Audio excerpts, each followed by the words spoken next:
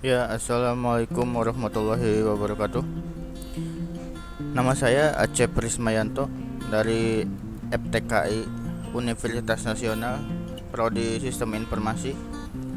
Video kali ini saya akan menjelaskan mengenai makalah sistem pendukung keputusan yang bertemakan Artificial Intelligence atau kecerdasan buatan. Oke, kini saya bekerja secara kelompok yang anggotanya adalah saya sendiri, Rehan Jungko Agusta, dan Farhan Rizky Ramadan. Oke, saya akan menjelaskan mengenai bab 1. Oke, bab 1 ini adalah latar belakangnya. AI ini tuh didefinisikan sebagai kecerdasan yang ditunjukkan oleh suatu entitas buatan. Nah, sistem seperti ini tuh umumnya dianggap komputer. Mungkin kecerdasan diciptakan dan dimasukkan ke dalam suatu mesin agar dapat melakukan pekerjaan seperti yang dapat dilakukan manusia. Mungkin ada beberapa macam bidang yang menggunakan AI tersebut, yang diantara lain itu sistem pakar, mungkin games atau logika fuzzy, jaringan saraf, tiruan mungkin, dan robotika. Nah, perkembangan teknologi ini tuh perlu disisipkan dalam pendidikan yang memberikan wawasan kepada mahasiswa mengenai teknologi AI. Mungkin itu manfaat dan pengaplikasiannya.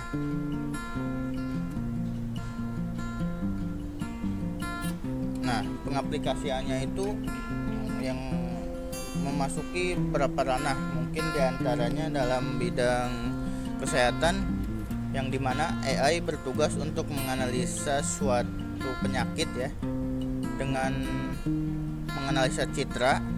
Dalam bidang lainnya itu mungkin ada bidang industri ya, yang bertugas untuk menganalisa mesin, kelayakan bahan, mungkin hasil produksi, dan lain sebagainya. Mungkin ada kebermanfaatan teknologi AI dalam kehidupan, inilah mungkin yang menjadi alasan tentang pentingnya pendidikan AI kepada para mahasiswa atau siswa SMA mungkin. Oke, yang selanjutnya ada rumusan masalah. Mungkin rumusan masalah ini akan membahas mengenai definisi AI, perbedaan komputasi AI dengan proses konvensional, implementasi AI, dampak positif negatif AI mungkin. Oke, selanjutnya tujuannya dari rumusan masalah tersebut yang bermanfaat. Oke, selanjutnya mungkin penjelasan bab 2 akan dijelaskan oleh teman saya. Oke. Rizky Ramadan dari Fakultas Teknologi Informatika. Di sini saya akan menjelaskan bab 2 pembahasan dari makalah sistem mengambil keputusan version 3, yaitu apa itu kecerdasan buatan. Berikut pengertian dan contohnya. Kecerdasan buatan adalah artificial intelligence. AI adalah simulasi dan kecerdasan yang dimiliki oleh manusia yang dimodelkan di dalam mesin dan diprogram agar bisa berpikir seperti hanya manusia. Sedangkan menurut Milot dan Sel, kecerdasan buatan adalah ketika penyediaan mesin seperti komputer dan kemampuan untuk menampilkan perilaku yang dianggap aman cerdasnya dengan jika kemampuan tersebut ditampilkan oleh manusia. Dengan kata lain, AI merupakan sistem komputer yang bisa melakukan pekerjaan-pekerjaan yang umumnya memerlukan tenaga manusia atau kecerdasan manusia yang menyelesaikan pekerjaan tersebut. Contoh kecerdasan buatan AI yaitu device-nya Facebook, rekomendasinya e-commerce, dan asisten virtual.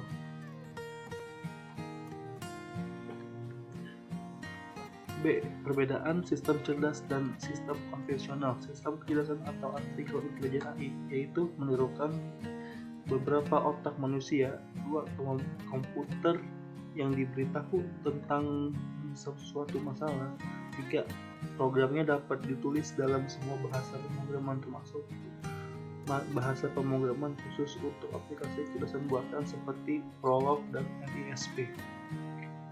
4. Dapat dibuatkan hardware khusus dan dapat pula dijalankan dengan semua jenis komputer.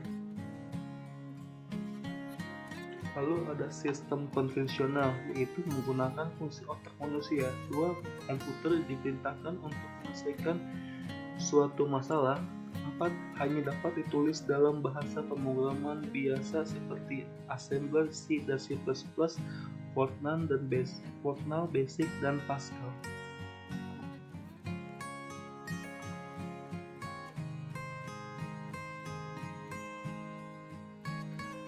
C. Artificial Intelligence dan cara kerjanya. Secara singkat, mengacu pada simulasi kecerdasan manusia dalam mesin yang diprogram untuk berpikir seperti manusia dan menunjukkan tindakannya.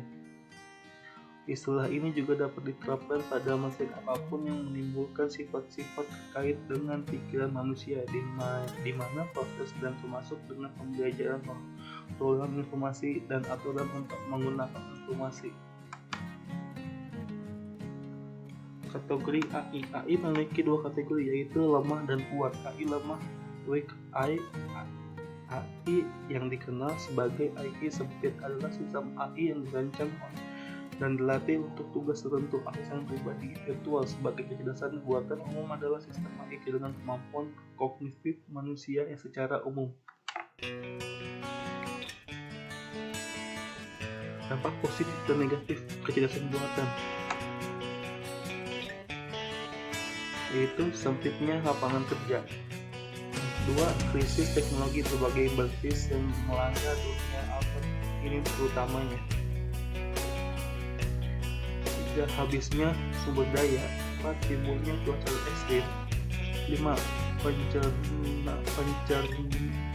Pencemaran lingkungan. 5. Beban lebih informasi lingkungan Indonesia yang akan menimbulkan problem karena tumbuhan yang sangat cepat meliputi daya serap dan daya olah manusia. Oke, assalamualaikum warahmatullahi wabarakatuh. Di sini saya mau menjelaskan bagian dari saya, yaitu bab 3. Kesimpulannya, penerapan AI banyak mempengaruhi cara kita hidup, berinteraksi, dan meningkatkan pengalaman dan kenyamanan kita. AI terus berkembang dan masih banyak AI yang akan datang di tahun-tahun mendatang. Tentunya AI yang lebih baik lagi dengan lebih banyak perbaikan, pengembangan, dan penerapannya.